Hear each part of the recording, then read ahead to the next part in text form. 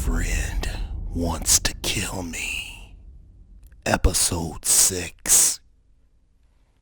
Finally, there I was, face to face with Crazy Mary. This wicked, devilish woman had ruined my life, and I was sure she was there to end it. "Who is this woman?" said Mary, her squinting eyes shifting toward Misty. "Well, if it ain't Crazy Mary," said Misty, her eyes scanning Mary up and down.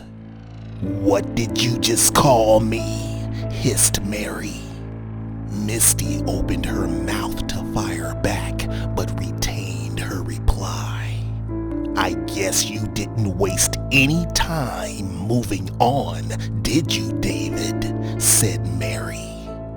She then started walking toward us, her intense stare tearing into the both of us.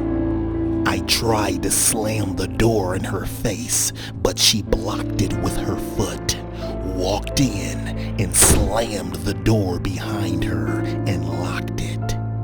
"Get out," I said in anger, my teeth grinding and my pulse quickening.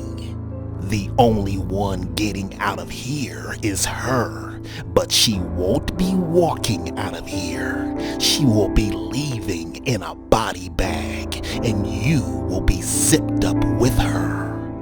"The hell we will," said Misty. Then Mary started walking toward her, but I jumped in front of her, barring her way. "Leave her alone," I yelled heatedly, my tone rising with each word. "Oh, how cute, defending your new girlfriend, huh?"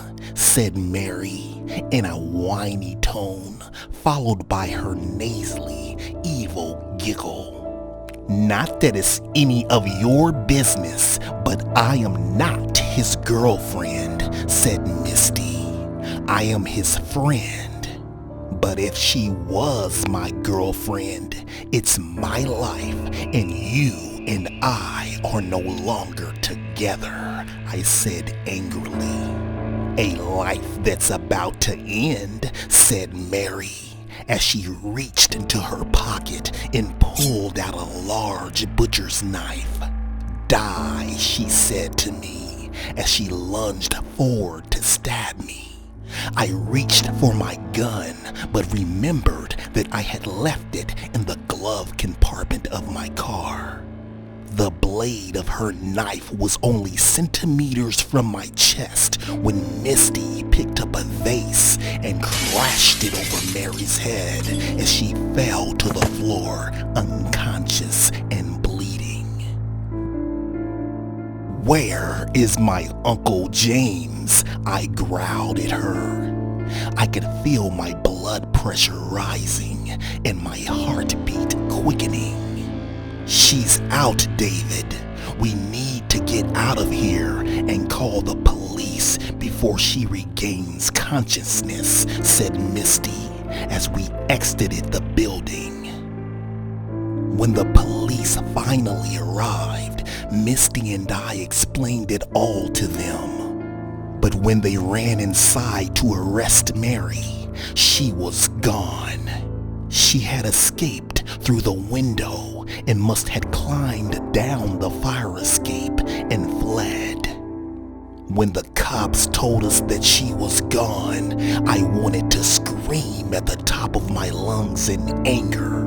But Misty told me that the good news was now they had evidence that Mary was there due to her blood on the floor that they could run tests on to make sure it was her. But then the cops reminded Misty that even though they had her blood on the floor, that didn't prove much because there was no forced injury since I let her in. Once again, we were back to square one, but Misty grabbed me by the hand ever so gently and assured me that she would not rest until she had solid evidence of Mary's criminal acts. When we returned back upstairs for me to grab my suitcase, Misty had noticed a key laying next to the window where Mary escaped out of, and it was a motel key. Mary must have dropped it as she was climbing out of the window. Misty did some investigating and found out that that key was registered to a Mary Slaughter at a motel nearby. "Are you thinking what I'm thinking?" said Misty. "Yes," I replied.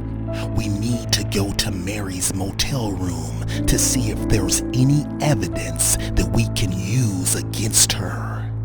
"But what if it's a trap?" Misty replied suspiciously. "What if Mary meant to drop this key for us to find just so she could lead us into a trap?" "But we have to take our chances. This may be the only chance that we get," I said.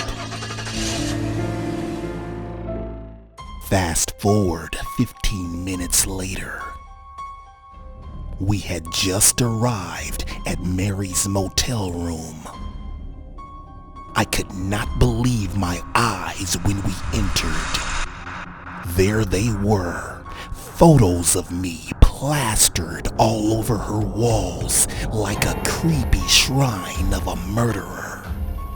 And the scariest part was, most of the photos were of me sleeping in my bed. Some even of me in the shower.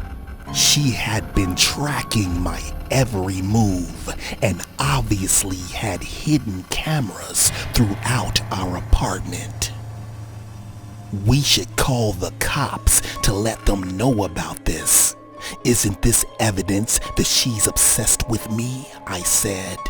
"Yes, but there's only one problem, David," said Misty.